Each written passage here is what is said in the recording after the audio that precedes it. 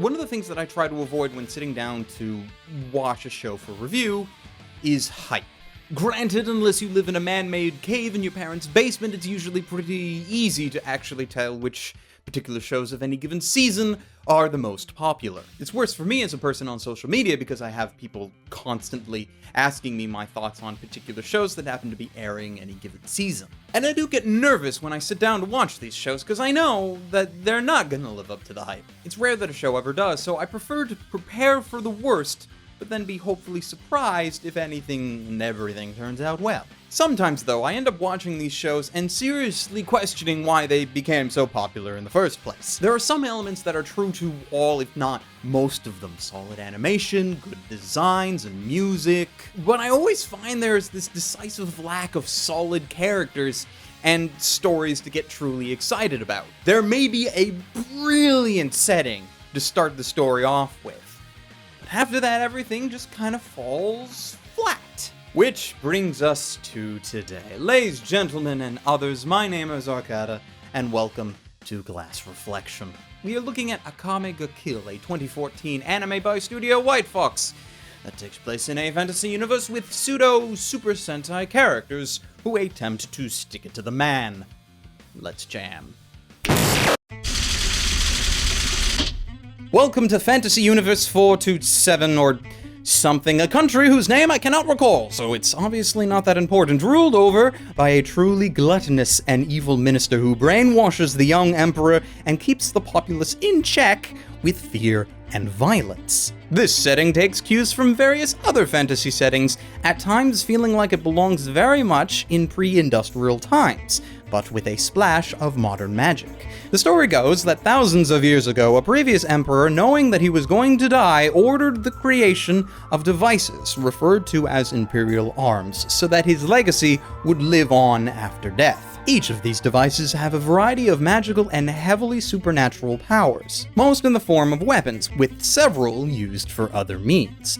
Over the years since their creation, many imperial arms have been lost or traded hands, but it is commonly known that only people with imperial arms can hope to defeat others with imperial arms. Enter Night Raid, a rebellious group soul-bent on the assassination of the minister and those evil people in power who follow him. Each member of Night Raid has their own imperial arms acquired through various means, which they use to defeat the copious amounts of powerful bodyguards and soldiers that the minister controls. Over the course of the show, Night Raid fights, and in many cases defeats a variety of Imperial Arms users, with the goal apparently being to save the kingdom by removing the minister from the picture. Though we know nothing of their plans after that. Akame ga Kill is very much a Monster of the Week type show, with each new episodes, or sometimes a couple of episodes, showcasing a brand new character and their powerful, super, ultra, mega, you can't defeat this imperial arms. In that way, it's boring and simplistic, with major focus being put on the various different combat scenes that are framed in such a way that it reminds me very much of those fantasy who would win type battles that, we partake in on the internet. There is one thing about the fights that I think many people appreciate, and that is the lack of plot armor. To put it simply, plot armor is when any given character is invincible just because the plot demands them to be so. The majority of characters on both sides of the battlefield can and will die. It's one of the reasons why I keep seeing this show constantly and favorably compared to Game of Thrones, even though that's an extremely unfair comparison. And you may ask, what do you mean it's an unfair comparison? Well, while no secondary character has any plot armor, unlike Game of Thrones, you can be sure that the main characters do. The biggest problem I have with how the character deaths are portrayed in the series, however, is not that they exist, but how our characters react to them. Many a time a character will die, and by the end of the episode, someone attempts to crack a joke and bring the tone of the episode back into the much more lax feeling that it attempts to have most of the time. It is never all seriousness, and while I will admit that some levity in some of those more really heavy, impactful scenes is sometimes totally necessary and fine, going from slapstick comedy to emotional character death and back again very quickly is not something I am a particular fan of. Our quote-unquote main character also leaves quite a bit to be desired. Unlike what the show's title and promotional art would have you believe, the dark-haired red-eye assassin Akame is not the show's protagonist, however much I wish she was. Instead, what we have is a generic cookie-cutter naive guy named Tatsumi to fill the protagonist's shoes. I'm harsh on the guy mainly because he seems to come off as just some amalgamation of various different fantasy protagonists from other shows with the same general tone. And not just in how he behaves and thinks, but also in just how he looks. Like his character design with the disheveled hair and casual clothing. His look just screams, "Hey guys, I'm the protagonist!" which I find just trite and annoying. What I did find interesting though is that because he is the protagonist, our view of all the antagonists come through his eyes. Our disposition towards any given character directly mirrors Tatsumi's own. His friends are our friends, his enemies are enemies. Unfortunately, because he also comes with the nice guy character trait, it's actually pretty hard to say whether or not any character is really an enemy at any given moment. The show spends a great deal of time on morality and characters on both sides of the debate, if you want to call it that. It's more like a battle royale rather than a debate. Characters on both sides are almost identical to each other, with the exception of who they kill for.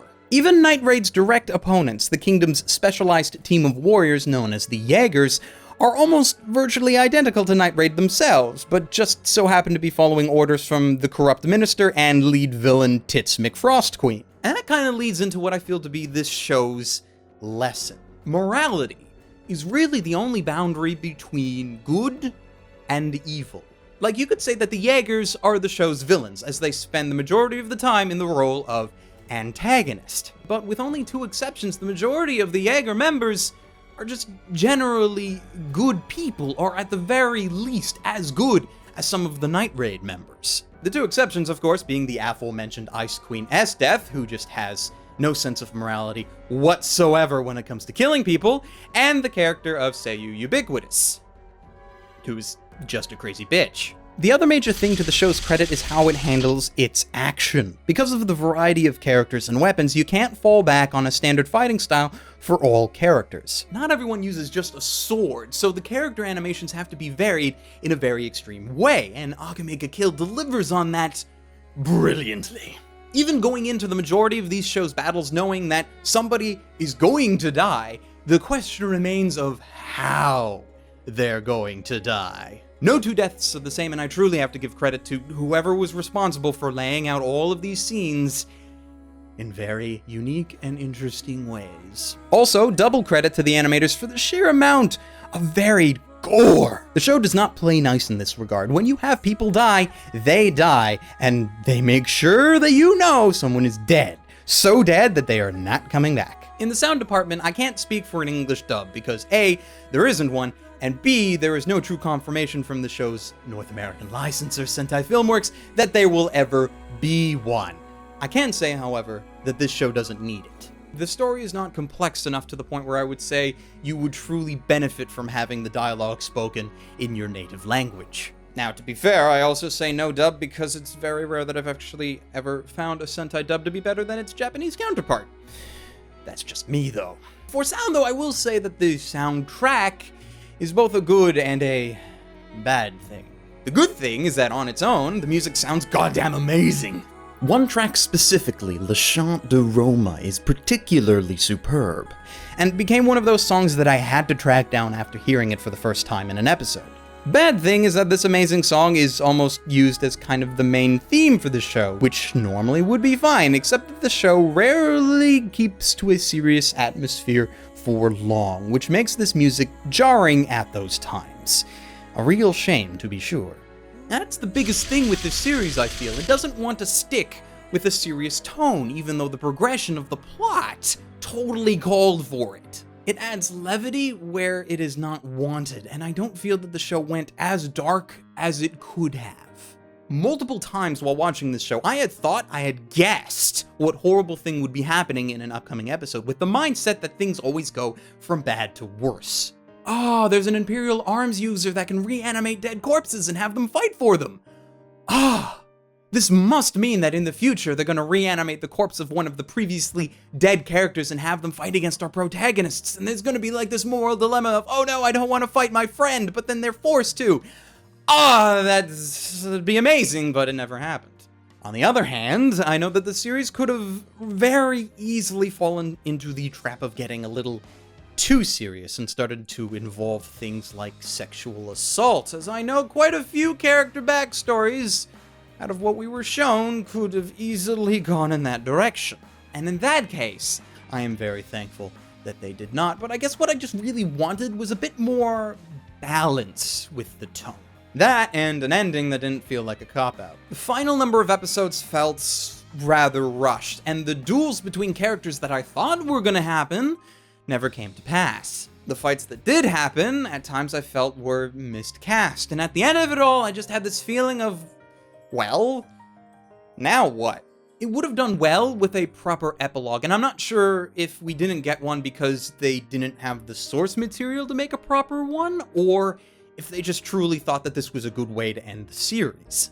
At the very least, I wish they didn't make two particular deaths near the end of the series as meaningless as they did. As much as I didn't like the characters in question, they deserved more than they got.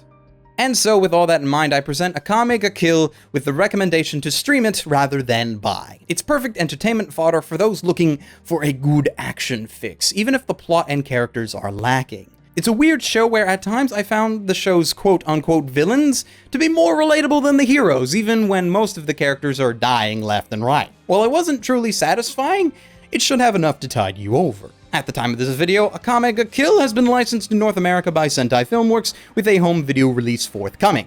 However, as my recommendation was to stream it, you can also check it out for free on Crunchyroll if you happen to have access to that site. And while you don't need a premium membership to Crunchyroll to watch the show, should you desire one, you can try out a free trial of Crunchyroll over at crunchyroll.com/classreflection for all the anime awesomeness that it contains. For alternate anime recommendations, I first point you towards Tengen Toppa Gurren Lagann, for a series that at times I feel like Akame ga Kill was trying to emulate in terms of tone, but failed horribly. Gurren Lagann did the balance of serious to funny so much better. Granted, they also had a tone of balls-to-the-wall ridiculousness, but hey, it worked. Now, for the second recommendation, I try to recommend something that not many people have seen. Unfortunately, most of the shows within this particular genre are extremely well known, but I would be remiss if at this juncture I did not recommend Full Metal Alchemist. I'll leave you to debate in the comments and figure out if you want to watch the original or the Brotherhood version, though many will recommend Brotherhood even if I wouldn't necessarily. Between those two, you should find something to your liking. That's it from me. Please subscribe if you enjoyed the video, follow me on Twitter if you feel so inclined, and hey, if you like what I do here and feel like helping out, please consider going and checking out my Patreon page, and possibly donating.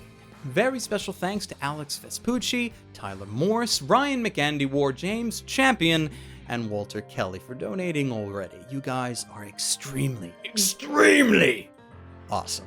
And until next time, ladies, gentlemen, and others, stay frosty.